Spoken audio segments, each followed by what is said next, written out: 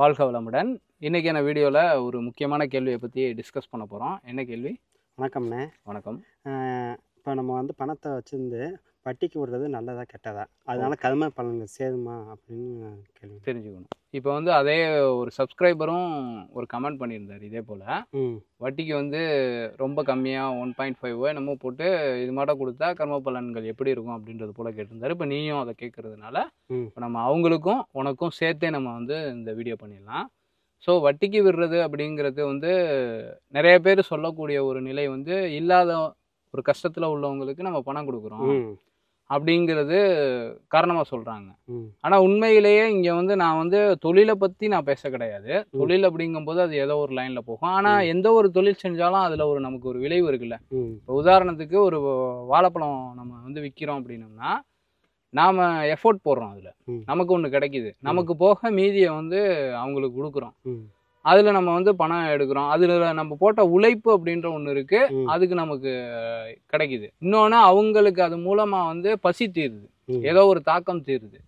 அந்த தாக்கம் அப்படிங்கிறது அவங்களுக்கு சந்தோஷத்தை, அமைதியை கொடுக்குது. இப்போ பசி வேதனை அப்படிங்கிறது எப்படி இருக்கும்? பயங்கரமாக இருக்கும். ரொம்ப கொடுமை. அப்போ அதை தீர்க்கக்கூடிய அளவில் ஒரு ருசியை கொடுக்குது அப்படின்னா அதுக்கான பலன். ஏன்னா அதில் ஒரு விஷயத்தை அனுபவிக்கிறாங்க. அதுதான் விளைவு. இப்போ நம்ம ஒரு விஷயம் செய்கிறோம் அப்படின்னம்னா அதில் அவங்களுக்கு என்ன மாதிரியான மனநிலை இருக்குது, எப்படிப்பட்ட ஒரு சூழல் அட்மாஸ்பியருக்குள்ளே அவங்க கொண்டு போகுது அப்படிங்கிறது தான் விளைவாக நமக்கு திருப்பி வரும். இப்போ நாம் ஒரு ஆளுக்கு காசுக்கே ஒரு உணவு கொடுத்தோம் அப்படின்னம்னா கண்டிப்பாக அது அவங்களுக்கு தீராத பசியை தீக்குது.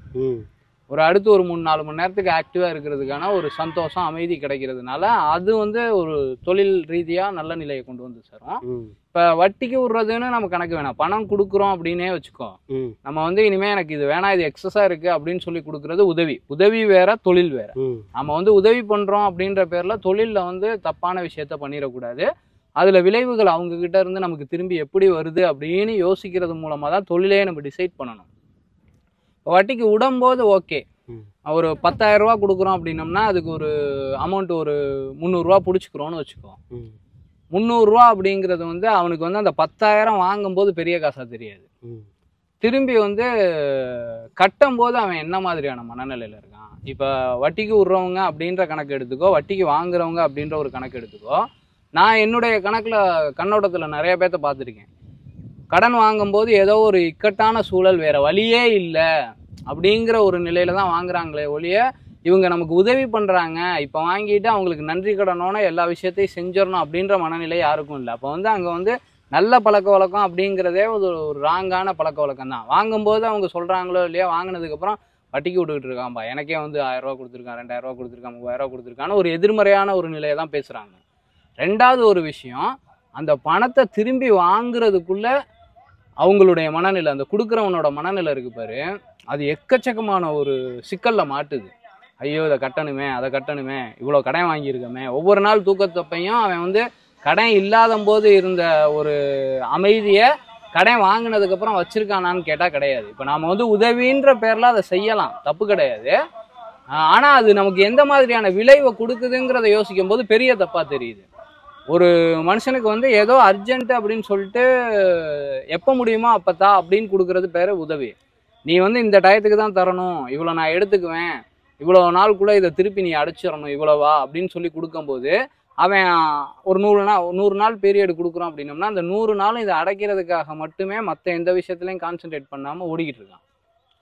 ஸோ அந்த வாழ்க்கையை தான் நம்ம எதிர்காலமாக இங்கே நிர்ணயம் செஞ்சுக்கிட்டு இருக்கோம். ஏன்னா அவங்கள ஒரு நிம்மதி இல்லாமல், அமைதி இல்லாமல், அது கம்மி வட்டியாக இருக்கலாம், கூட வட்டியாக இருக்கலாம், ஓட விட்டுக்கிட்டு இருக்கோம். ஏன்னா நம்ம ஒருத்தவங்க 100க்கு ஒரு ஆள் மட்டும்தான் வாங்கின இடத்துல கரெக்டாக கொடுத்துடணும் அப்படின்னு மேம்போக்காக இருக்கக்கூடிய ஆளுங்க. மீதி வாங்கிட்டு கட்ட முடியாமல், ஏன்னா எல்லா பேருமே ஆசையின் வசப்பட்டு தான் கடனுக்குள்ளே போகிறாங்க.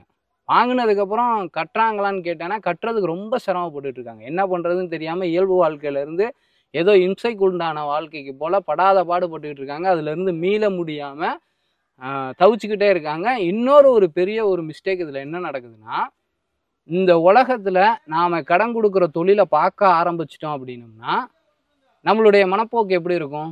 ஊரில் இருக்கிறவங்க எல்லா பேருமே ஒரு 1,00,000 ரூபா வச்சுருக்கோம், அதை கொடுத்து 3000 ரூபா சம்பாரித்து பழகிட்டோம் அப்படின்னம்னா எல்லாத்துக்கும் கடன் கொடுத்து நம்ம வாழ்க்கையை ஓட்டணுன்ற அந்த ஆசை வந்துடும்.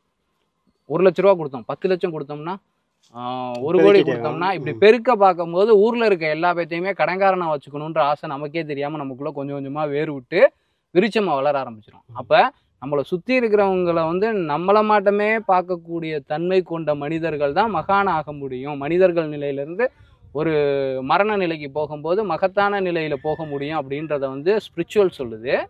நான் அப்படி இருக்கும்போது ஊர்ல இருக்க எல்லா பேரும் கடன் வாங்கணும், அது மூலமா நமக்கு வருமானம் வரணும் அப்படிங்கிறது தானே ஒரு வியாபாரியோட நோக்கமா இருக்கும். அப்ப அந்த மனநிலையை நமக்கே தெரியாம நாம காலப்போக்கில் நம்ம கிட்ட வளர்த்துருவோம். அப்போ ஊர்ல இருக்க எல்லா பேத்தையும் கடன்காரனா வச்சுக்கணுன்ற எண்ணம் நம்ம கொடுக்குறோம்னா அப்ப அதுக்கு பலன் எப்படி நமக்கு கிடைக்கும்? எண்ணம் போலதான் வாழ்க்கை. நாம இறைவனுக்கு கடன்காரனா தான் இருப்போம், இணக்கமா இருக்க மாட்டோம். நம்மளுடைய சந்ததிகள் அப்படிங்கிறது இந்த உலகத்துக்கு உலக மக்களுக்கு பிற்காலத்துல கடன்பட்டவனா மாறிடுவாங்க. ஏன்னா நாம அப்படி ஒரு விதையை விதைச்சிட்டோம்ல. ஸோ எங்கிட்டு பார்த்தாலும் இங்கிட்டு பார்த்தாலும் சரி அங்கிட்டு பார்த்தாலும் சரி அது மூலமா வரக்கூடிய விளைவை ரொம்ப ஆழமா உள்ள போய் பார்த்தோம் அப்படின்னோம்னா ரொம்ப பெரிய தப்பா தான் தெரியுது. வாங்கினவனு நிம்மதி இல்லாம இருக்கான், கொடுக்கும் போதும் மனசார கொடுக்க மாட்டேங்கிறான். வாங்கிட்டோம் இதை கரெக்டாக கொடுத்து தான் ஆகணும் அப்படின்னு கொடுக்குறவங்களோட பர்சன்டேஜ் ரொம்ப கம்மியாக இருக்குது.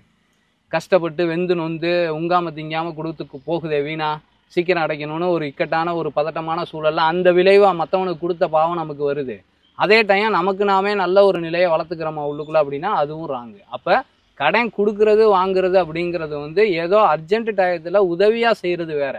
அதில் வருமானம் பார்த்து அதையே நம்ம வாழ்க்கைக்கு வாழ்கிறதுக்கான ஒரு வவுச்சராக ஒரு வழியாக பார்த்தோன்னு வச்சுக்கோ, ரொம்ப கஷ்டம், தடுமாற்ற வாழ்க்கை. இன்னைக்கு அது நல்லா இருக்கலாம், பிற்காலத்தில் வந்து நம்மளுடைய வாழ்க்கை நிகழ்வுகள் வந்து பயம் இல்லாமல் பதட்டம் இல்லாமல் நிம்மதியாக இருக்குமான்னு கேட்டால் நம்மளும் அமைதி இழந்து அவங்களும் அமைதி இழந்த ஒரு நிலையை விதைச்சதுனால நம்ம எதிர்கால வாழ்க்கை அப்படின்றது அமைதி இல்லாமல் தான் நீடிக்கும், நிலைக்கவும் செய்யும். சரிங்க. 2வது கேள்வி, இதே வேலையை தானே இப்போ கவர்மெண்ட்டும் பண்ணுது, பெரிய பெரிய கோயில்களும் அவளுக்கு வந்து இன்கம்மை வந்து வட்டிக்கு விட்டு சம்பாதிக்குது. அது ஆக்சுவலாக பார்த்தா உண்மை உணர்ந்தவர்கள் அப்படிங்கிறவங்க வந்து அந்த லைனுக்கு போக மாட்டாங்க. சப்போஸ் இதை செஞ்சுக்கிட்டு இருக்கிறதுனால அவங்களுடைய பூர்வீகம் அப்படிங்கிற ஒரு நிலை, இனி வரக்கூடிய காலம் அப்படின்றது நிலை எப்படிங்கிறது அவங்களுக்கு தெரியாமல் இருக்கும். இப்போ உதாரணத்துக்கு கவர்மெண்ட் அப்படின்னு பண்ணால் கவர்மெண்ட்டை நிர்ணயம் செய்கிறது தலைவர்கள் தான். யாராவது ஒரு ஆள் ஒரு தலைவர்னாச்சும் என்னோட வாழ்க்கையில எனக்கு தெரிஞ்ச அனுபவத்துல நிம்மதியா செத்துருக்காங்களான்னு கேட்டா இல்ல, எப்ப செத்தாங்கன்னு கூட தெரியாத அளவுக்கு தான் இருக்கு. அப்ப மனிதர்கள்ல இங்க அறியாமையில தப்பு பண்ணக்கூடிய ஒரு வியாபாரம் வளர்ந்தாலும் சரி மக்கள் வாழ்ந்தாலும் சரி அதுக்கு இந்த அரசாங்கம் இடம் கொடுத்துருக்கு வழிவகுத்திருக்கு அப்படின்னா அதோட இது அதை ஆளக்கூடியவனுக்கு தான் போய் சேரும். அந்த வகையில் ஆள்றவங்க யாருமே அமைதியான மரணத்தை அடைஞ்சாங்க அப்படின்றத என்னால பார்க்க முடியல. அப்ப வந்து அது சரியான வாழ்க்கையா இருக்குல்ல. வாழும் வரைக்கும் தலைவனா இருக்கிறது வேற, வாழ்ந்ததுக்கு அப்புறமும் தலைவனாவே இந்த மக்கள் மத்தியில 4 பேத்துக்கு உதாரணமா இருக்கிறது வேற இல்லை. இப்ப வந்து நம்ம முன்னாடி தலைவர்களா இருந்தவர்களே இப்ப வந்து சாதிச்ச மாட்ட தெரியல. அவங்களுடைய சாவு வந்து மிக சங்கடமான சூழல்ல இருக்கிறத பார்க்கும்போது அது ஒரு வாழ்க்கையே இல்லைல்ல. அதை தான் நம்ம பார்க்கணும் விளைவை. அவங்க செஞ்ச செயலுக்கு எந்த மாதிரியான விளைவுகளை எடுத்திருக்காங்க அப்படின்னு பார்க்கும்போது இது தப்பா தானே தெரியுது.